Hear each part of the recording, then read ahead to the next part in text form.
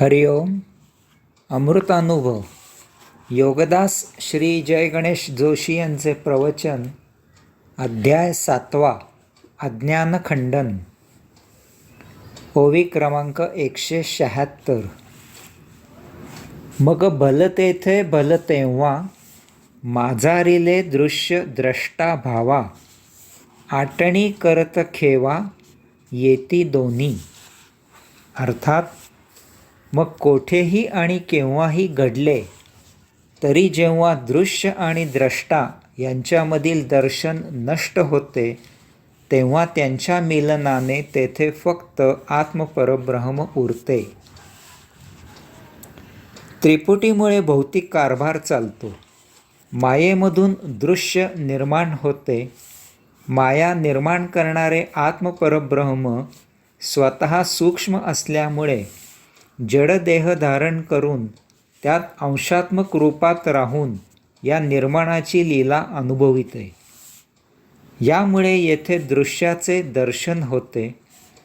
अशा प्रकारे येथे सृष्टी म्हणजे दृश्य, ते अनुभविणारे आत्मपरब्रह्माचे अंशात्मक रूप म्हणजे द्रष्टा, आणि त्यामुळे होणारे सृष्टीचे दर्शन, अशी दृश्य द्रष्टा दर्शन ही त्रिपुटी आहे. माऊली सांगतात की जेव्हा दृश्य आणि द्रष्टा यामधील देहभाव नष्ट होतो, तेव्हा दर्शन थांबते आणि त्यायोगे दृश्य आणि द्रष्टा यांचे मिलन होते. दृश्य निर्माणकर्त्या द्रष्ट्यात विलीन होते आणि येथे फक्त द्रष्टा म्हणजे आत्मपरब्रह्मच उरते, आणि त्यायोगे येथे ब्रह्मांडामध्ये फक्त ते परमचैतन्य आत्मपरब्रह्मच आहे असा साक्षात्कार होतो. यास्तव नित्यनेमी दररोज जितके जमेल तितके, जेव्हा जमेल तेव्हा, जसे जमेल तसे स्थलकालाचा विचार न करता स्वतःजवळ बसावे. प्रत्येक स्थळ पवित्र आहे. प्रत्येक वेळ सुवेळ आहे. आपण जसे आहोत तसे सात्विक आहोत. श्वासावर एकचित्त व्हावे. अंतःकरणातील अंशात्म्याचा शोध घ्यावा. या योगे देहभाव अंशात्म्यात लोप पावतो आणि आपल्याला योग प्राप्त होतो. आपण आत्मस्वरूप होतो. आपण ऊर्जामय होतो. कारण येथे देहभावाचा लोप झाल्यामुळे दर्शन नष्ट होते. दृश्य अंशात्म्यात त्याच्या निर्माणात विलीन होते आणि फक्त आत्मभाव उरतो. हीच आपली परमचैतन्यमय सत्य ओळख असते. आपण परमचे अंश वंश अंशात्मा द्रष्टा आहोत. नित्यनियमित साधना, उपासना, सत्संग, आध्यात्मिक श्रवण, वाचन, मनन, आचरण इत्यादी योगे आत्मपरब्रह्म जळी, स्थळी, काष्ठी, पाषाणी, चराचर सृष्टीमध्ये कणाकणात, थेंबाथेंबात, रंध्रांरंध्रात, क्षणाक्षणात सदा सर्वदा भरलेले आणि व्यापलेले आहे, याचा आपल्याला साक्षात्कार होतो. आपली या भौतिकात राहून त्याचा सुयोग्य उपयोग करून आत्मयात्रा आरंभ होते. पुढे 2 दृष्टांत देऊन हे तत्व समजावून दिले आहे. ओवी क्रमांक 177. कापुरी अग्निप्रवेशू की अग्नी घातला पोतासू, ऐसे नवे संसरिसू वेचू झाला. अर्थात कापराने अग्नीत प्रवेश केला काय किंवा अग्नी कापरात घातला काय, ती दोन्हीही मिलन होऊन एकरूप होतात. ओवी क्रमांक 178. एका एकू वेचला, शून्य बिंदू शून्य पुशिला, द्रष्टा दृश्याचा निमाला तैसे होय. अर्थात एकामधून एक वजा केला तर तेथे शून्य उरते. तसे द्रष्टा आणि दृश्य यांच्या मिलनाने तेथे शून्यामध्ये पूर्णत्व असलेले आत्मपरब्रह्मच उरते.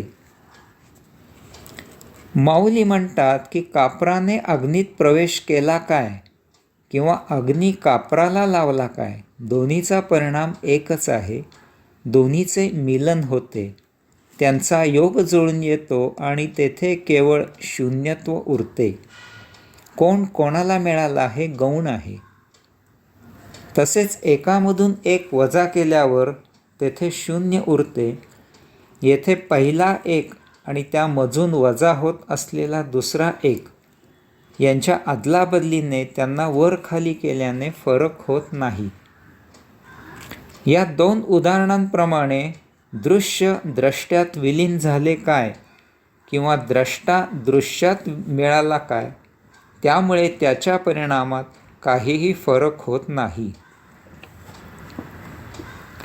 योगमार्गायोगे साधना उपासना योगे आपली जेव्हा ध्यान समाधी लागते तेव्हा बाह्य दृश्य अंशात्म्यात द्रष्ट्यात विलीन होते. येथे ही योगक्रिया बाहेरून आत होते. तथापि भक्तिमार्गे भजन पूजन कीर्तन नर्तन इत्यादी योगे आत्मपरब्रह्माची चाहूल लागते आणि हा आत्मपरब्रह्मभाव बाह्य दृश्य स्वतःत सामावून घेतो. येथे ही योगक्रिया आतून बाहेर होते. माऊली म्हणतात की यामुळे आत्मसाक्षात्कारात काहीही फरक होत नाही. कोणताही मार्ग अवलंबिला तरी अंतिम परिणाम एकच आहे. दर्शन नष्ट होऊन दृश्य द्रष्टा किंवा द्रष्टा दृश्य यांच्या मिलनाने शून्यत्व येणे आणि त्यामधून पूर्णत्व प्राप्त होणे हे महत्त्वाचे आहे. शेवटी योगमार्ग आणि भक्तिमार्ग या दोन खांबांवर आधारित असलेल्या सांख्यमार्गीच ही आत्मयात्रा मार्गस्थ होते. कोणीही श्रेष्ठ नाही आणि कोणीही कनिष्ठ नाही. सर्व आत्ममार्गी आहेत, समसमान आहेत. ओवी क्रमांक 179. किं बहुना आपुलिया प्रतिबिंबा झोंबिनलिया झोंबी सकट आटोनिया जाईजे जेवी. अर्थात आपण बिंब आणि आपले प्रतिबिंब यांचे मिलन झाले तर आपल्या दर्शनासह सर्व एकरूप होते. आपण आरशात पाहणारे बिंब द्रष्टा आहोत. ज्यावेळी आपण आरशात पाहतो तेव्हा आपले प्रतिबिंब दृश्य आरशात तयार होते आणि आपल्याला त्या प्रतिबिंबाचे दर्शन होते. अशा प्रकारे द्रष्टा दृश्य दर्शन अशी त्रिपुटी तयार होते. तथापि जर आपले बिंब द्रष्टा आणि त्याचे प्रतिबिंब दृश्य यांचे मिलन झाले, त्यांचा योग जुळून आला, तर दृश्य आणि त्याचे दर्शन असे दोन्हीही बिंबात द्रष्ट्यात विलीन होतात. तेथे एकरूपता होते. ही एकरूपता मूलभूत आहे. आत्मपरब्रह्म मूलभूत आहे. आपण त्याचा अंश मूलभूत आहोत.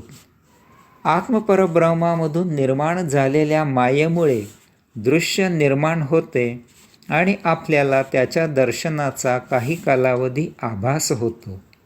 ही सत्य जाणीव सतत राहिली की मायेमध्ये दृश्यामध्ये अडकून राहायला होत नाही.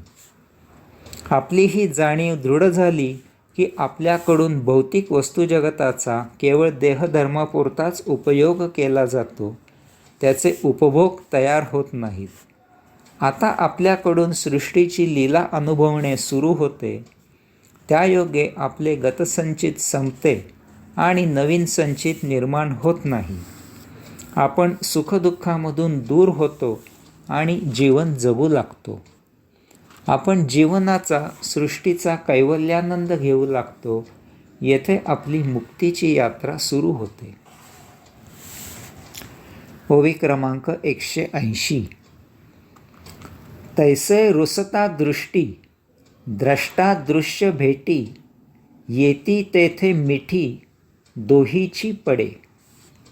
अर्थात द्रष्टा आणि दृश्य यांचा योग जुळून आला की त्यात दर्शन विलीन होते आणि याचबरोबर त्या दोघांचे अस्तित्व एकरूप होते. मागील ओवीचा संदर्भ देत माऊली सांगतात की जेव्हा द्रष्टा आणि दृश्य यांचे मिलन होते आणि त्यांचा योग जुळून येतो, तेव्हा त्यांच्या संयोगाने निर्माण झालेले दर्शन त्यात विलीन होते. याच वेळी द्रष्टा आणि दृश्य एकरूप होतात. ही एकरूपता म्हणजेच मूलभूत परम अस्तित्व आहे, आत्मपरब्रह्म आहे. या योगे आपली भौतिकाच्या मगरमिठीमधून सुटका होते, आपण आत्मसाक्षात्कारी होतो. जेव्हा आपल्याला योग प्राप्त होतो तेव्हा द्रष्टा दृश्य दर्शन ही त्रिपुटी मूलभूत अस्तित्वात आत्मपरब्रह्मात विलीन होते. याच आत्मपरब्रह्म तत्वायोगे आपल्याला जळी स्थळी काष्ठी पाषाणी चराचरात आत्मपरब्रह्माचेच अस्तित्व जाणवते. आपण साक्षात्कारित होतो, मुक्तीचे यात्रेकरू होतो. हरिओम.